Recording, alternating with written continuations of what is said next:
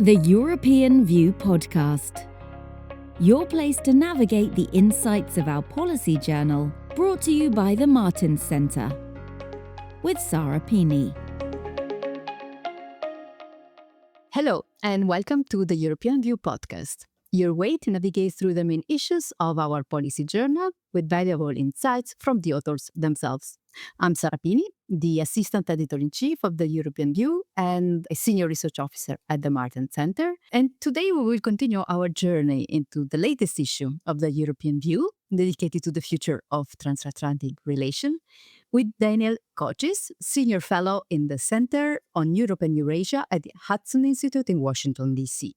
Daniel has been writing about transatlantic security issues for years, and his article, which is titled "The Trump Administration's Belief in Multipolarity Informs Its Transatlantic Security Policy," offers a sharp take on how Washington's priorities are shifting and what Europe might need to do in response.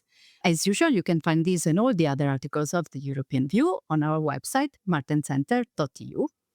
So, Daniel, welcome to the podcast. It's great to have you. It's a pleasure to be here, Sarah. Thank you so much. So I like your article from the very first line, where you remind the readers that the greatest strength of the US is its network of alliances. But is the current US administration fully aware of the repercussion of undermining such a network? And I don't mean just in terms of global security and stability as such, but also of the legitimacy and the recognition of U.S. global leadership. I don't think so. You correctly point out, there's obviously the security implications, but also there's huge trade implications. 48 states export more to Europe than they do to China. The transatlantic economy is something like $8.7 trillion. So there's huge repercussions in terms of U.S. prosperity as well for these alliances. And we're at a moment now in history where all of the authoritarian states, the Chinese, the Russians, the Iranians, and some of the smaller players like the North Koreans, are all working together. And so in many ways, I think that the threats that democracies are facing are even at a higher level than they were during the Cold War. And so there's more of an imperative, I think, to work together with our alliances, with our allies. And I don't think that the Trump administration fully appreciates the importance of this and also the moment that we're in. It's my impression too, but I wanted to have the expert opinion. In your article, you also discuss a shift in U.S. foreign policy from the Atlantic to the Indo-Pacific, or maybe I would say an acceleration in this shift because it didn't start with Trump. How do you see this affecting NATO's cohesion? And what's also very important for us, Europe's ability to respond to threats that are very close to home, of course, Russia. So I would say, first off, that this isn't necessarily a foregone conclusion. I think that there are elements within the U.S. administration that are very much in favor of the U.S. pivoting or having a specific prioritization. But I don't think that this is a battle which has fully been played out yet. And so we've seen, for instance, CENTCOM and the sort of Middle Eastern region come up much higher on the U.S. priority list over the last few months than was expected, I think, when the administration came into office. So this is still being hashed out. Of course, the U.S. is undergoing this defense review, this defense posture review, which the Pentagon is continuing to look at. And so if the U.S. were to withdraw forces from Europe, particularly large forces from Europe, I think that it could have a real negative impact on not only U.S. positioning, but also NATO deterrence. So there was the IISS report, which looked at basically a full withdrawal of U.S. forces from Europe, and it was a tremendous financial impact on European countries, but also there was a real danger zone of, say, at least 3 to 5 years in terms of being able to stand up forces to backfill those. So I think it's a question of whether it happens. I think it would be a mistake, but if it does happen, the scale of it and also I think the timeline. And when you're thinking about U.S. presence in Europe, I think in particular you have to look at the strategic enablers, so the long-range fires, the satellite reconnaissance. These sorts of things I think would be extremely hard to replace strategic airlift tankers when you look at sort of U.S. capabilities versus European capabilities. So for me, the truth is that the U.S. presence in Europe is really already fairly bare bones. You're talking about 65,000 permanent troops. The average from 1950 of U.S. presence was something like 213,000. So it's already quite small. There's only three fighter strike groups permanently positioned in Europe. There's no bombers, U.S. bombers permanently stationed in Europe. So there's not a whole lot that can be taken out of Europe already. And I think that if additional forces are taken out, you run the real risk of sort of having a particular impact, negative impact on deterrence, not only in Europe, but also for implications for the Indo-Pacific, I think, as well. Very optimistic for you. Anyway, as for many other articles of this issue, since the time you wrote, many things have happened. Because it's a field in which changes are very quick. For example, when you wrote your article, you were still a bit skeptical about the possibility for the 5% target to become the new NATO standard. Although you noted that allied leaders were already moving toward the US position, but this movement has accelerated since then, and the 5% target was agreed just recently at the June NATO summit, although with a bit of creative accounting, let's say. But at the same time, the same summit also agreed to eliminate barriers, at least when it comes to defense industry. So now, how can Europeans balance, on one hand, higher tariffs, and on the other hand, higher defense spending? I think it's going to be a real struggle. So we obviously hit the 5% target. That's is a good thing, I think, politically. But I think really fulfilling that over time is going to be a real struggle for many countries, not just European. I think obviously the Canadians, but the U.S. as well. The U.S. Defense spending is something like 2.8% in real terms. So I think it would be a struggle as well for the United States to fulfill those that target. So, and you think about the tariffs, the implications on our transatlantic economy, and so it's going to force, I think, real difficult choices for political leaders when they're thinking about defense investments versus energy subsidies or trying to sort of ease the pain of the tariffs, which are essentially just a tax, of course, on consumers. So it's again, this is another area where I don't think that the administration fully appreciates the sort of economic lane which is happening in terms of the trade negotiations with the European Union and what they want to achieve on the defense side. And so I think that getting to a place where European countries can really fulfill the sort of capability targets that they've been handed down from NATO, that's going to be extremely difficult as it is and that is looking at both the European industry and also U.S. industry to sort of fulfill that in a timely manner. And then you sort of layer on top of that the pain of tariffs. It just complicates, I think, the situation.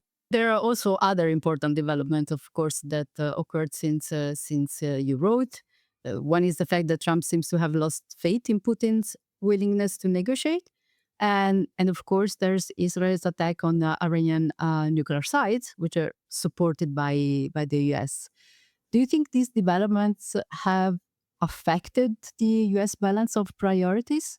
I think that it has in some ways. I actually think we've sort of we're in a better place now than we were when I wrote the piece. So I do think that the administration, whether or not they would say this, they still do believe in sort of a multipolar world. They've been, frankly, a bit easy on the Chinese in terms of a lot of policies, whether it was export of NVIDIA chips or the TikTok ban, which is domestic issue, which ties in the U.S. But I think also sort of in the way that they approach the Russians, the idea that the Russians are, in their minds, a great power that deserves sort of respect that I think a lot of European countries and myself included would not accord them because of their behavior. But I do think that Putin's intransigence has put us in a better place. And so I think that for the administration, it's not, they don't look at it that they want the Ukrainians to win or need the Ukrainians to win. They still view themselves, I think, as sort of this neutral arbiter sort of sitting on top. But the end result that they want to get to, which is the ceasefire and end of hostilities, they're recognizing now was only going to happen if the United States helps and its allies helps the Ukrainians inflict pain on the Russians. And so that, I think, has put us in a better place. And so a very good example of this was this stoppage of munitions that were sitting in Poland. This came through the Pentagon, through sort of more middle level at the Pentagon, and the White House reversed that decision. So, and you've seen a lot of the rhetoric that the president has had around striking targets inside Russia, and so the Patriot batteries, which have been freed, which are being freed up from to be transferred from Germany, and so they pushed the Germans to the front of the line over the Swiss. So we're in a better place, I think, in a lot of ways. And so I think that these developments, in addition to the support for Israel, had maybe put the Pacific prioritization a bit more on the back burner, and I think perhaps it's maybe slowed that process down and given the administration pause to think about whether or not that is really the direction that they want to move in. And what do you think, that is going to be just a pause, or could there be a reversion of priority? I think that it's not necessarily decided yet at the White House level. I think the Pentagon is clearly going to come out, in my view, with some sort of recommendation that the U.S. try to put additional forces in the Indo-Pacific. But I don't know that that's really where the White House is going to end up, because when you would look at where their priorities have been early on, it really has been the Middle East and Europe, if you want to tie it in with their push for Russia, Ukraine, and the Pacific theater, I think, has been sort of a lesser priority. So I'm not entirely sure that they're going to move in that direction. So I think maybe if there are cuts that the White House agrees to, they'll be less steep than the Pentagon would like. But I don't think it's completely out of the question that we end up in a place where Europe and the Middle East once again take on a higher priority, or at least a sort of equal priority with the Indo-Pacific when all is said and done. Okay, thank you. Now, looking ahead, you say that Europe should seek to build itself into a strong pole, but within the existing NATO structures. Are you just referring to the so-called European pillar of NATO? And what about the European Defense Union? I think that's right. I would look at it sort of building up the European defense pillar within NATO. I think the reality is that even when you talk with Germans and other countries that have a strong presence within the European Union, they still see their security being primarily focused through the NATO dimension. So, I mean, perhaps the French analysts would disagree, but I think that that's sort of the mindset of many European countries, and obviously the accessions of the Swedes and the Finns, I think, is the perfect example of that. So there, but in some ways, we've sort of, I think, now moved beyond this conversation about European Union Army and whatnot that we were having maybe 10 years ago, because there is a recognition that the European Union plays a super important role, both of in terms of funding industrial capacity and funding projects, and trying to push countries within the EU to sort of do more joint productions and be more efficient. But also, I think in terms of some of these sort of other areas which are security related. So whether it's movement of troops and personnel, which has been something which has been on EU NATO cooperation radar now for some time, cyber capabilities, but also I think sort of the approach of total defense, which the Nordics have been, I think, for a long time very ahead of the curve on, but also now I think a lot of countries now are sort of trying to step up their civil capacity, recognizing that there is no sort of rear area in modern warfare. So I think that there is a lot more scope for continued cooperation.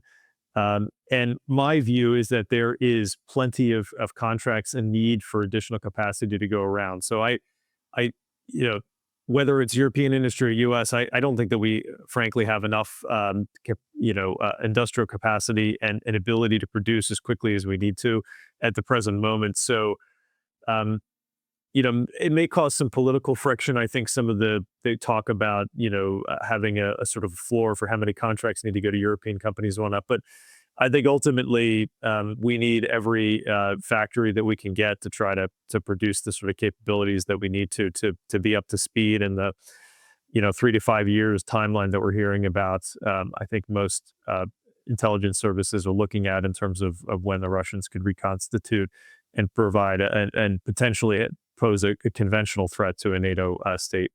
this brings me to my next question, because this suppose that, operating inside NATO, suppose that we have the same priorities.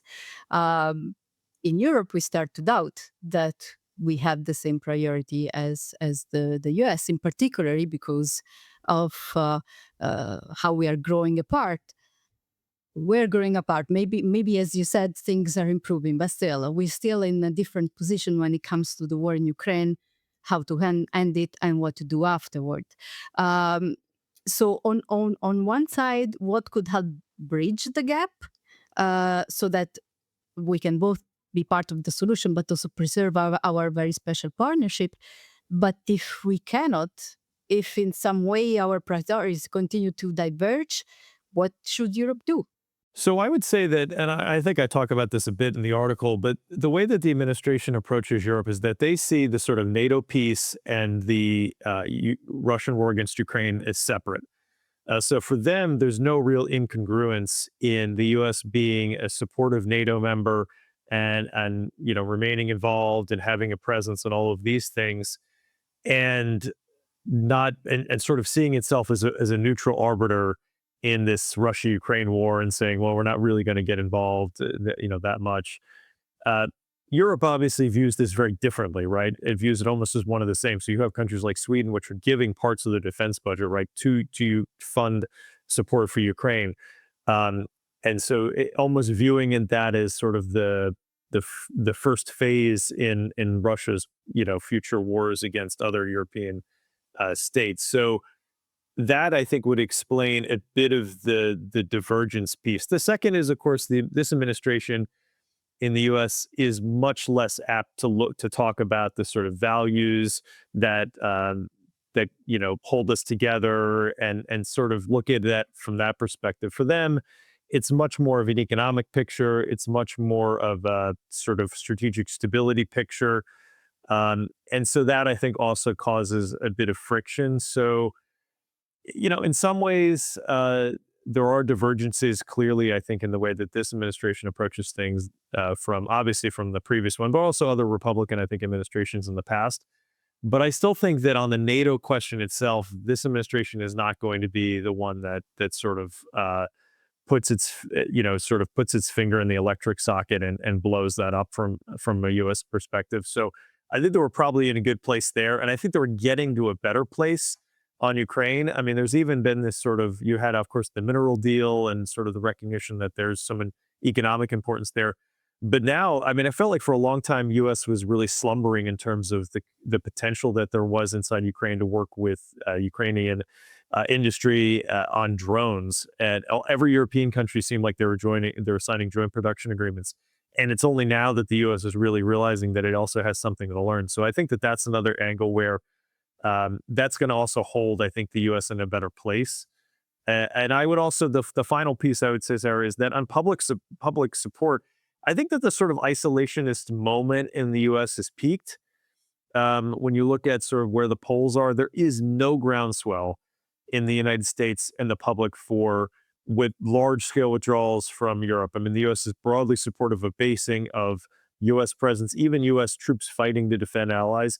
And when you look at the Ukraine piece as well, I think that the public has sort of swung around, especially the conservative public, on support for Ukraine. So that is also going to be a real limiting factor. And I would not be entirely surprised if you saw Congress finally move on these sanctions, secondary sanctions bills in the fall, and the administration has become much more open to that possibility. And Congress will not wait forever to move this legislation. So I think that's probably is likely to happen sometime in the fall. Let's hope you're right, because it's not just the current administration. There's a shift really in American mentality between the younger generation. I've read a recent poll that they're no longer interested in Europe. They don't perceive Ukraine as an important issue. Don't perceive Russia as a threat. So yeah, I'm afraid that we don't hear the end of it. No. Well, I think that the generational aspect is really interesting, and that does play out, I think, in the polling, certainly on the conservative side, but I think across political parties in the U.S. And part of this is obviously sort of just generational, right? If your grandparent didn't, grow up in Italy or whatever, you don't have that sort of connection. So there is a change, I think, a demographic change, but I think it's also just the way that the U.S. public is educated anymore. And political leaders, frankly, in the U.S. have been so lazy, and this across partisan divides about sort of making the case as to why the transatlantic relationship is still so important. I mean, it is, right? Beyond the security, just in terms of jobs and our ability to be prosperous in the United States. I mean, the capital, over half of FDI, cumulative FDI coming in the United States comes from Europe, right? So it's so important. And leaders have been really lazy about making that case. And you have, where are young Americans consuming a lot of their media? It's podcasters, it's social media influencers, which oftentimes are a bit more open to sort of Russian propaganda, right? That's clear. TikTok, right? I mean, the Chinese are pushing a lot of these narratives, these sort of pro-Russian narratives, pro-Chinese narratives onto large swaths of the American public. So there's a real problem there. I think that the U.S. has in a generational aspect. I don't think that it's something that can't be reversed, but I think you're absolutely right that this will eventually come home to roost if political leaders in the United States don't get real about what is happening here and what is driving that shift. Daniel, I have so many more questions for you, but I think we are running out of time. So thank you for joining us and for sharing your very interesting insights. It was my pleasure. Thanks so much for having me on today. And for those listening in, make sure to like, comment, and subscribe, and discover all the interesting insight of the European View on our website, martenscenter.eu, and on all our social media channels. Thank you, and stay tuned for more.